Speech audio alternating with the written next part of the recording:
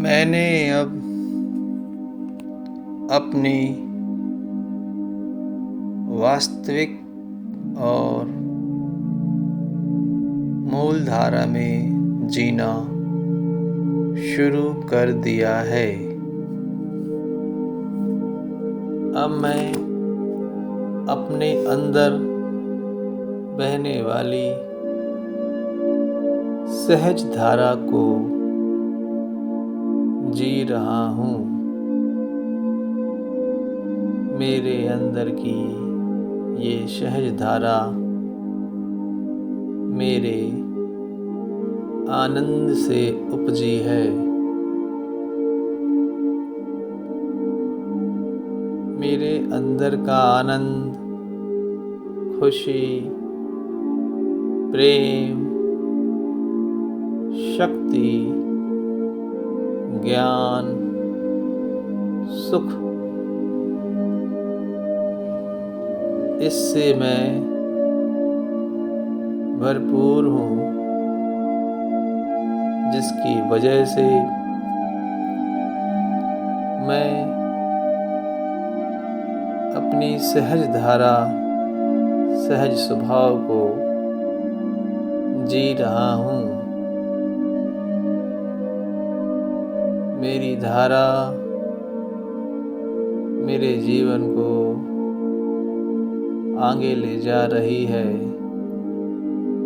मेरी सहज धारा किसी से प्रभावित नहीं है, वरन स्वस्फुरित, स्वप्रेरित और स्वयंभू धारा है, जो मेरे आनंद से ही उपजी है। जब आप आनंद में रहते हैं, तब सहज कर्म की धारा फूट पड़ती है। आनंद में रहते हुए जो जो इच्छा होती है, उस इच्छा का आना ही सहज धारा है, क्योंकि वो सहज इसलिए है क्योंकि बाहर से उसे कोई प्रेरणा नहीं मिली है। बाहर से वो प्रेरित नहीं है, इसलिए सहज है। अब मैं अपनी सहज धारा को जीने लगा हूँ, और जितना इस सहज धारा को जी रहा हूँ, उतना ही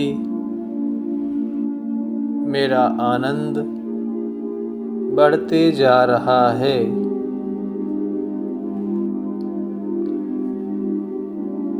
सहज धारा का होना और आनंद का होना दोनों एक दूसरे के पूरक हैं।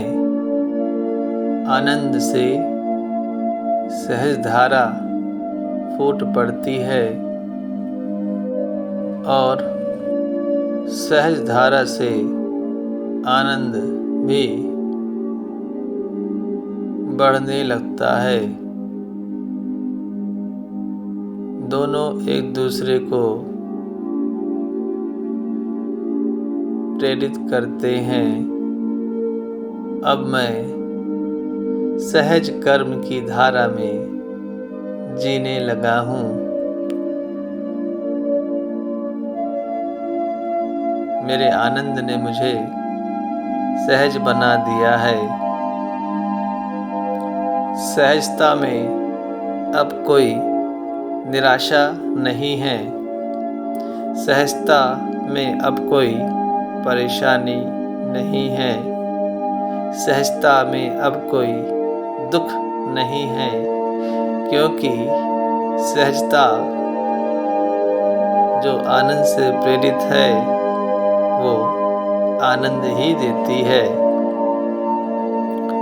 अब मैं अपने आनंद में हूँ, मस्ती में हूँ, मौज में हूँ। अतः मेरी मौज से निकली हुई धारा मेरी सहज धारा है। मेरी मौज से निकला हुआ कोई भाव सहज भाव है। मेरी मौज से निकला हुआ कोई कर्म कार्य सहज कार्य है। मेरी मौज से निकली हुई इच्छा सहज इच्छा है,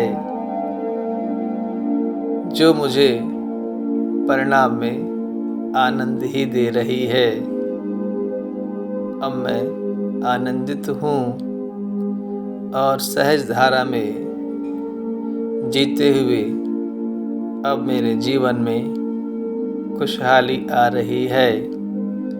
अब इस सहज धारा से मेरे जीवन में आनंद उपज रहा है। इस सहज धारा से मेरे जीवन में खुशियाँ और तमाम वो वस्तुएं आ रही हैं जो मेरे लिए, मेरे होने के लिए, मुझे पूर्ण बनाए रखने के लिए आवश्यक हैं।